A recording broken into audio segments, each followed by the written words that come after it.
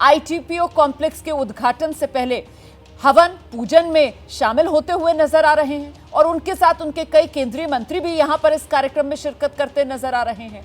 कुल मिलाकर सरकार को पता है कि उसने अपनी जो लकीर खींची है और अपने लिए जो रास्ता तय किया है उस पर अगर वो आगे बढ़ेगी तो फिर सियासी चुनौतियों से अपने आप निपटते चले जाएंगे। नीरज,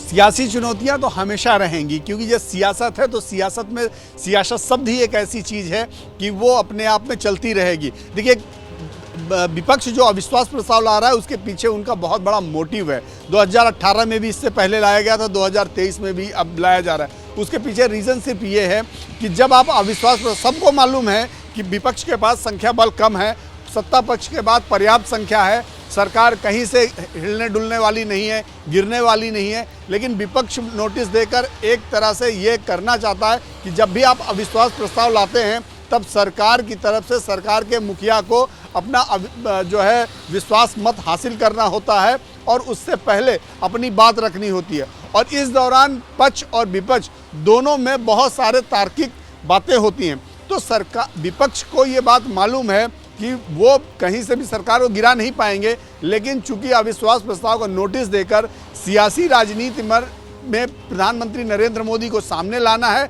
और प्रधानमंत्री नरेंद्र मोदी के सामने देश के तमाम उन मुद्दों पर चर्चा करनी है जिन मुद्दों पर लगातार विपक्ष सरकार को घेरने का प्रयास करती रही है।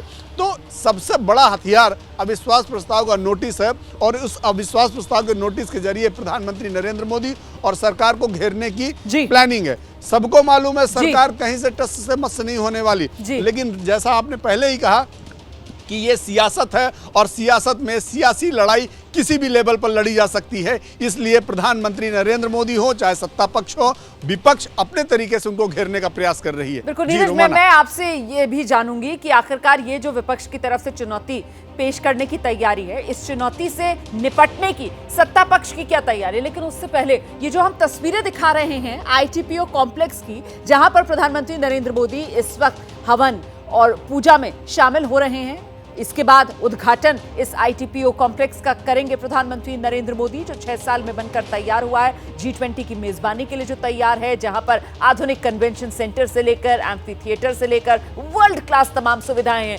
यहां से एक बेहद खूबसूरत तस्वीर जो बीच बीच में सामने आ रही है नीरज, और ये भी कहीं ना कहीं खासियत प्रधानमंत्री नरेंद्र मोदी की वजह से ही देखने के लिए मिलती है कि वो श्रमजीवी जिनकी मेहनत की वजह से ये इमारत बन पाई, उनको भी सम्मान दिया जा रहा है, उनकी भी मौजूदगी है और उनकी मौजूदगी में ये हवन पूजन और ये पूरा कार्यक्रम यहां चल रहा है। नीरज, बिल्कुल रोमाना, ये प्रधानमंत्री नरेंद्र मोदी का अपना तरीका है। जहां भी जिस बड़ी भवन में या जिस भी बड़े कार्यक्रम का शुभारंभ करते हैं उससे पहले वहां पर उन कारीगरों का सम्मान ज़रूर करते हैं जिन कारीगरों ने अपने श्रम के जरिए उसका निर्माण किया हो। आपने देखा हो जब कर्तव्य पथ का निर्माण हुआ हो, उद्घाटन हुआ हो, उस समय भी उन्होंने वहाँ के श्रमिकों को, इंजीनियरों को, उनको सम्मानित किया, उनके साथ बैठकर बात की और उनसे काफ़ी उनको समय दिया। पार्लियामेंट बिल्डिंग का उद्घाटन देख लीजिए, इसी तरह आप देखिए काशी विश्वनाथ कॉरिडोर के समय में भी इसी तरह की चीज़ें सामने। तो प्रधानमंत्री नरेंद्र मोदी की ये आदत है और ये परंपरा उन्होंने डाली है कि जिन श्रमिकों ने अपने श्रम से इसका निर्माण किया, कम से कम उनको रिकॉग्नाइज किया जाए, उनको वो सम्मान दिया जाए जिसके हकदार हैं। क्योंकि पैसा देना एकमात्र काम नहीं है, वो पैसा लेकर काम जरूर करते हैं, लेकिन उनकी अथक परिश्रम से, उनके पसीने से, उनकी मेहनत से उस भवन का निर्माण हुआ। तो आज जो आईटीपीओ कॉम्प्लेक्स की तस्वीरें हम आप देख रहे हैं, इसमें भी जो श्रमिकों की तस्वीरें सामने आ रही हैं वो भी अपने आप में अद्भुत है कि प्रधानमंत्री नरेंद्र मोदी, चूंकि ये पूरा कार्यक्रम 2 सेगमेंट में है रोमाना, आपको मैं बता दूं जी।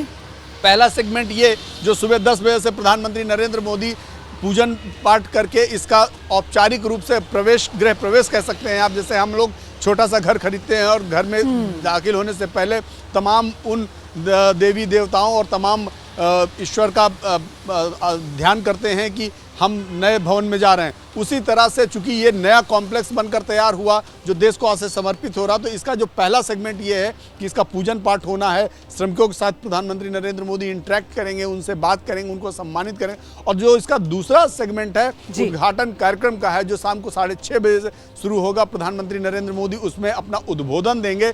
तमाम डिग्नेटरीज को उसमें इन्वाइट किया गया है, तमाम उद्योगपतियों को बुलाया गया है, फिल्म जगत की हस्तियों को बुलाया गया है, मीडिया पर्सनालिटीज़ को बुलाया गया है और तमाम अलग अलग क्षेत्रों से साहित्यकार और तमाम लोगों को बुलाया गया। तो ये 2 सेगमेंट में पूरा कार्यक्रम है। चूँकि पार्लियामेंट भी चल रहा है, तो प्रधानमंत्री नरेंद्र मोदी इस इस पूजन पाठ के बाद सीधे पार्लियामेंट चले जाएंगे और शाम को 6:30 बजे दोबारा यहाँ पे जमघट लगेगा, जहाँ प्रधानमंत्री नरेंद्र मोदी अपना उद्घाटन सत्र को संबोधित करेंगे और लोगों से मुलाकात करेंगे। तो ये 2 पूरे सेगमेंट में कार्यक्रम है, लेकिन जो तस्वीरें सामने आप देख रहे हैं ये अपने आप में अद्भुत हैं। और बिल्कुल अद्भुत ये तस्वीरें हैं वाकई में। और आपने बड़े अच्छी तुलना की यहाँ पर कि जिस तरीके से अगर नए घर में जाते हैं तो फिर वो पूजा अर्चना जो की जाती है, हवन जो किया जाता है, उसी रूप में यहाँ पर ये कार्यक्रम जो इस वक्त चल रहा है। लेकिन सवाल ये कि यहाँ पर क्या सर्वधर्म प्रार्थना का कार्यक्रम भी रखा गया है या नहीं, क्योंकि देश, संविधान, लोकतंत्र, कहीं उसकी दुहाई देकर